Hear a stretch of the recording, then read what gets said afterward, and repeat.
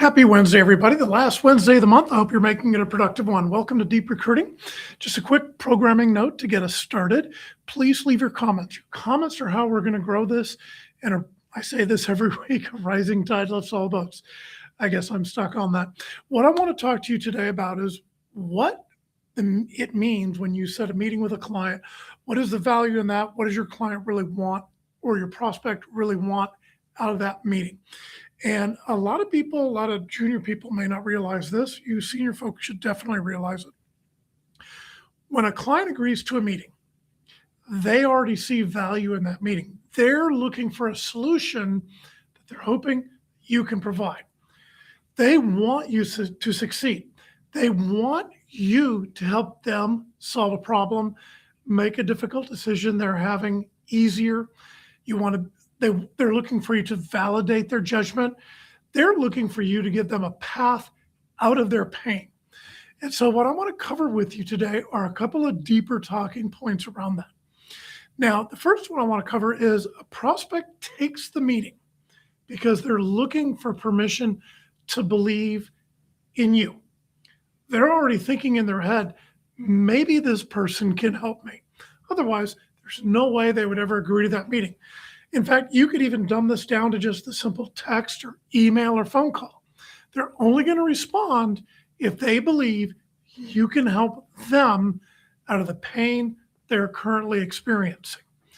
They're in their head thinking, maybe this is worth exploring. Maybe there's a better option than what we're doing right now.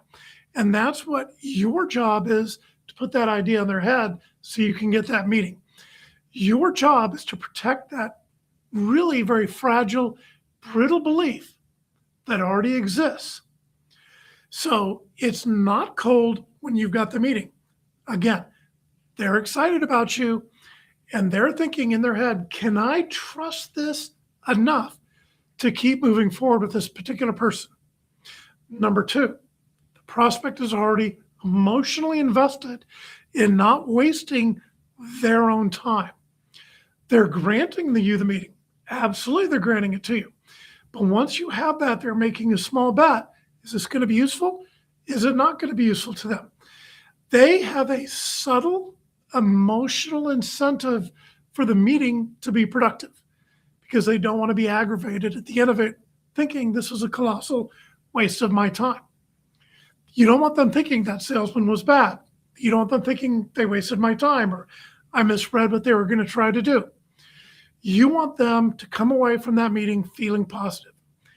They're listening for your business judgment and not your sales presentation. They're evaluating your judgment. Can you distinguish a real problem from a surface level complaint? Can you tell the difference between urgency and noise? Can you politely challenge the status quo without coming across as arrogant? And can you connect your solution to the business impact they need? Remember, once again, they want you to succeed. They're wanting you to check all those boxes. It's your job to deliver on those boxes. Your prospect, they want relief from complexity. They want relief from a decision they're struggling with that they can't make up their mind on. And a great sales conversation reduces or even eliminates that complexity. A weak one isn't going to move the ball down the field. So your job is to not unload every feature, function, or benefit you can offer. Your job is to help your prospect think more clearly about how they can solve their problem with your product, your service. That is not a product dump, okay? What are objections in the meeting? A lot of people fear objections. It's the big scary thing. Oh no, what if they object? How do I manage it? Always think of that objection as nothing more than a request for more information. As long as your prospect is objecting, guess what? They're not saying no. They believe in you. They want you to succeed. Remember that. That objection is an attempt to gain clarity. They're putting that on the table for you to pick up and solve their problem. The question might come across as, why should I believe you're any different from your competition? Give them a reason to believe it, right? That's what the entire purpose of the objection is. When you reframe it in your mind, you're going to do a lot better.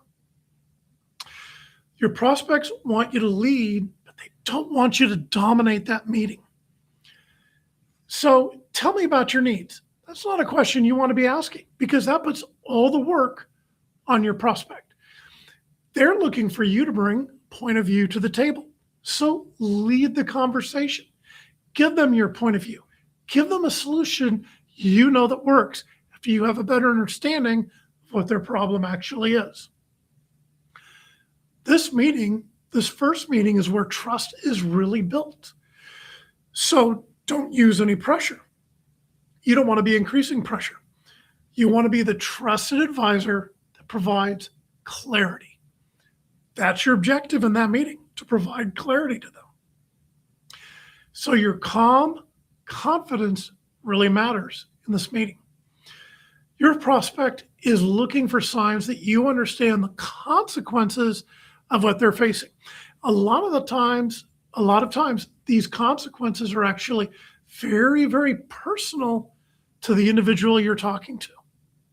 If I'm talking to a development manager and that product feature or the entire application doesn't get delivered on time, maybe he's not going to get his bonus. Maybe without that bonus, he's not going to be able to pay off his kid's college, or maybe pay for his kid's braces, or pay for that vacation that his spouse is expecting, right? Those consequences are personal. Consequences are always personal. Find out what those consequences are if their objectives are not met. And again, how you can actually remove that pain from your life, from their life, okay? Your confidence in this meeting is what's going to give them confidence in you. You need to come across as grounded, specific, and calm until they feel that stability from you. This gets back into that leadership. Leading that meeting, not dominating, but leading the meeting, leading the conversation. That's going to give them that feeling of stability from you, not arrogance. Got to be very careful you don't trip over that line. And always remember, that meeting is never going to be your finish line. It is really a trust transfer moment. It's enough to simply earn their trust and get the next meeting after that. That is actually enough. That's what you want. That calm confidence. We know what we're doing. We can solve your problem. Build that confidence in them so that they want to schedule a next meeting. You can dig a lot deeper into exactly what's going on. Okay? They are hoping that you're going to make them feel confident that taking that meeting with you was actually the best part of their day. That's what they really, really, really want. I can tell you from personal experience, when I've been evaluating applicant tracking systems, I always tell the salesman up front before the meeting, I don't care about a picture of your building. I don't want to hear about how your founder used to be a recruiter and he figured out a better way to do all this stuff. I'm using this product and I want to know how your product is better than the product I'm using. Here are my pain points, 1, 2, 3, 4, whatever they are. When we were evaluating new ATSs a couple of years ago, I gave every salesman that exact same information up front. This is what we're experiencing, and I don't need to hear about how your applicant tracking system does parsing. So does mine. I want to know what differentiates you from everybody else. And 95 out of 100 salespeople, every one of them just went into their automatic presentation. They didn't listen to what I was looking for. They did not fill me with confidence, because if they can't listen to what I want, to what I need, to what I'm looking for that first meeting, how am I ever going to expect them to deliver on my needs when it really counts down the road? And so all those vendors were eliminated. So you've got to listen. You got to be calm. You got to be confident. And you got to bring real value in the form of understanding where their pain is and how you can actually solve, remove, or minimize the pain they're experiencing. And if you'll make these areas I've covered in this meeting your objective, your meetings are going to go a lot better.